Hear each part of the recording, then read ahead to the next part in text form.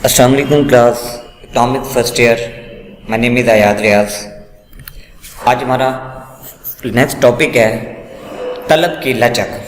सबसे पहले बात करते हैं तलब की। जैसे कि पहले भी हम पढ़ चुके हैं कि तलब का मतलब किसी शय की ख्वाहिश या तमन्ना ली जाती है। उसके बाद हमने बात की थी कानून तलब की कि जब किसी शय की कीमत में इजाफा होता है तो उसकी तलब में कमी होती है, और जब कीमत में कमी होती है उसकी तलब में इजाफा हो जाता है, बशर्त ये कि दीगर हालात वैसे के वैसे रहें, दीगर हालात में कोई तब्दीली ना आए। अब हम बात ये करते हैं कि तलब की लचक कि कीमत में तब्दीली की वजह से तलब कितनी तब्दील होती है, कितने फीसद तब्दील आती है। क्या कीमत के मुकाबले में तलब में ज़्यादा इजाफा होता है, क्या कीमत के मुकाबले में तलब में कम इजाफा होता है, कितना इजाफा होता है, कितनी तब्दीली आती है, उसके अंदर कितनी इलास्टिसिटी पाई जाती है। जैसे कि उसकी डेफिनेशन है कि तलब की लचक की तारीफ एक फ़नी इस्तिलाह है जिसे माहिरीन माशियात किसी शय की कीमत में तब्दीली के पेश नज़र उसकी तलब की दर्जा हसासियत को जाहिर करने के लिए इस्तेमाल करते हैं।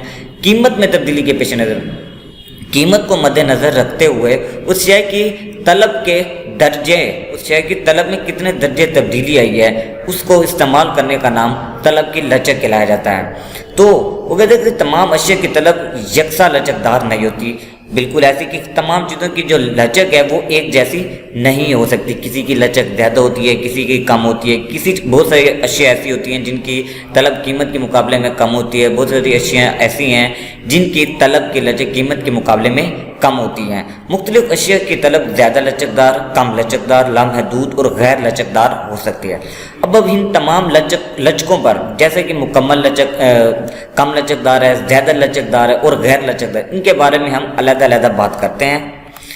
सबसे पहले है ज़्यादा लचकदार तलब।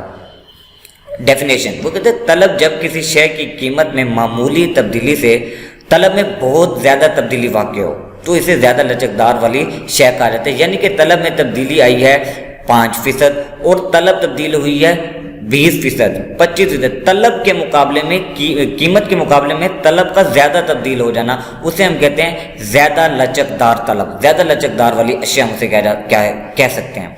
जैसे कि आम तौर पर कार है, एयर कंडीशनर वगैरह की तलब ज़्यादा लचकदार होती है। क्यों? इनकी कीमत में अगर बहुत कमी हो भी जाए तो इनकी तब्दीली क्या हो जाती है, तलब में बहुत ज़्यादा तब्दीली आ सकती है। या इसकी कीमत में थोड़ा सा इजाफा हो जाए तो इसकी तलब में थोड़ी सी कमी आती है। यानी कि एक दूसरे के दरमियान ये एक दूसरे के अपोजिट तो ज़रूर चलते हैं, लेकिन इनकी लचक में बहुत बड़ा डिफरेंस, बहुत बड़ा फ़र्क पाया जाता है। इसकी वजाहत मैं करता हूँ गोशवारे और डायग्राम की मदद से। जैसे कि गोशवारे में आप देख सकते हैं एक तरफ कीमत है, एक तरफ डिमांड है। अब एक तरफ कीमत है 8 रुपये, दूसरी तरफ तलब है 2। जब कीमत कम हुई 8 से 6 हुई, तलब बढ़कर 4 हो गई। तलब बढ़ी तो सही, लेकिन इनके दरमियान डिफरेंस देखें, वो 8 से 6 हुई, 2% कम हुई, 2% कम हुई। ये 2 से 4 उससे डबल हो गई। ये 6 से 4 हुई, वो हालांकि वो इसे 6 से क्या होना चाहिए था, इसे 6 से 5 पर आती, ये डायरेक्ट 4 पर आई। और ये 4 से 8, यानी कि ये 4 से 5 भी नहीं हुई, 6 भी नहीं हुई, डायरेक्ट 8 हो गई। तो इनके दरमियान पाए जाने वाली जो दर्जा है, जो परसेंटेज है, वो एक दूसरे के दरमियान बहुत ज़्यादा मुख्तलिफ है। इसी चीज़ का नाम है तलब की लचक। अभी मैं इसकी बात करता हूँ इसकी गोशवारे की। जैसे कि आप गोशवारे में देख सकते हैं, एक तरफ प्राइस है, एक तरफ डिमांड है, इलास्टिसिटी ऑफ डिमांड है। इलास्टिसिटी ऑफ डिमांड का ये जो कर्व आप देख रहे हैं, ये बहुत ज़्यादा फ्लैटर है, बहुत ज़्यादा लेटा हुआ है।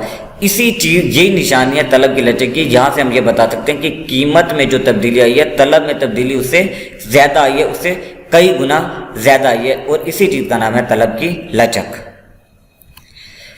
फिर इसके बाद है कम लचकदार तलब। पिछली बात हमने की ज़्यादा लचकदार तलब, और ये बात है कम लचकदार तलब। कि कम लचकदार तलब जब किसी शय की कीमत में बहुत बड़ी तब्दीली से तलब में मामूली सी तब्दीली वाक़ हो तो इसे कम लचकदार तलब वाली शय कहा जाता है।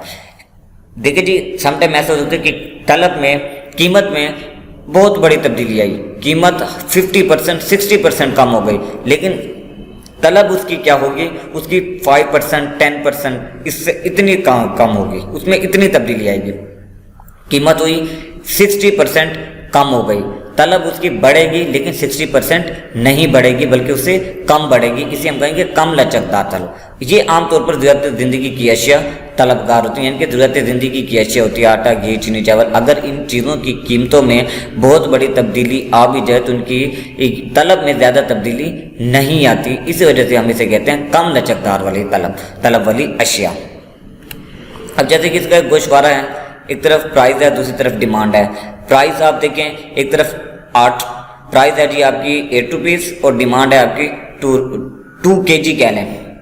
پھر کیا ہوا، پرائز کم ہو گئی، وہ ہو گئی 4 روپے، طلب کیا ہو گئی 3۔ اب دیکھیں قیمت 8 سے 4 آدھی ہوئی ہے، طلب کو بھی 2 سے 4 ہونا چاہیے تھا، لیکن 2 سے 4 نہیں 3 ہوئی ہے، یعنی کہ قیمت کے مقابلے میں طلب کم بڑھی ہے۔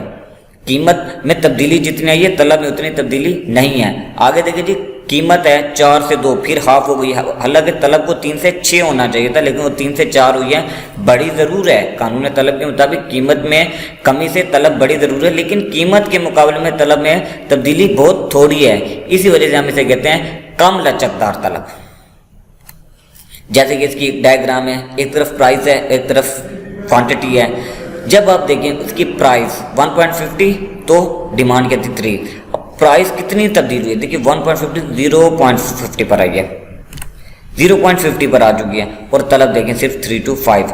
یہ جو اتنا بڑا ڈفرینس ہے یہ والا اور یہ والا، یہ چیز ہمیں بتا رہا ہے کہ قیمت اور طلب میں جو تبدیلی آئی ہے وہ ایک ہی ریشو یا ایک ہی فیصد سے نہیں آئی۔ اب ان کے نکات کو ملانے سے جو خط آیا ہے یہ بالکل سٹیپر ہے، بالکل سیدھا ہے پڑا، حالانکہ اس سے پہلے زیادہ لچکدار طلب والے خط میں ہم نے کیا دیکھا تھا، یہ دیکھیں خط کیا تھا، بالکل سیدھا فلیٹر تھا، یہ تھا زیادہ لچکدار طلب۔ لیکن ہم بات کریں کم لچکدار کی وجہ سے خط طلب کیا ہو جاتا ہے، وہ بالکل سیدھا ہو جاتا ہے، بالکل سٹیپر ہو جاتا ہے۔ کیوں؟ کیونکہ قیمت اور طلب میں تبدیلی جو آئی ہے وہ ایک دوسرے کے برابر نہیں ہے، بلکہ قیمت میں بہت بڑی تبدیلی ہے، طلب میں تبدیلی کم ہے، اس کی وجہ سے خط جو ہے یہ آگے نہیں جا سکا، اور اسی وجہ سے ہم اسے کہتے ہیں کم لچکدار طلب۔ اس کے بعد ہے لامحدود لچکدار۔ لامحدود لچکدار، جب کسی شے کی قیمت میں انتہائی معمولی تبدیلی سے طلب جو ہے وہ مسلسل بڑھنے کا رجحان رکھے تو طلب کی لچک لامحدود کہلاتی ہے، یعنی کہ اس کی طلب کی لچک جو ہے وہ انفینائٹ ہو جاتی ہے، طلب جو ہے وہ بڑھتی ہی چلی جاتی ہے، کہاں تک جائے گی اس کا کوئی نہیں پتہ ہوتا۔ حالانکہ قیمت میں معمولی سی تبدیلی آئی تھی، قیمت میں جتنی تبدیلی آئی تھی طلب میں اتنی آنی چاہیے تھی، لیکن ایسا نہیں ہوا، طلب بڑھتی ہی جا رہی ہے، تو اسے ہم کہتے ہیں لامحدود لچکدار طلب۔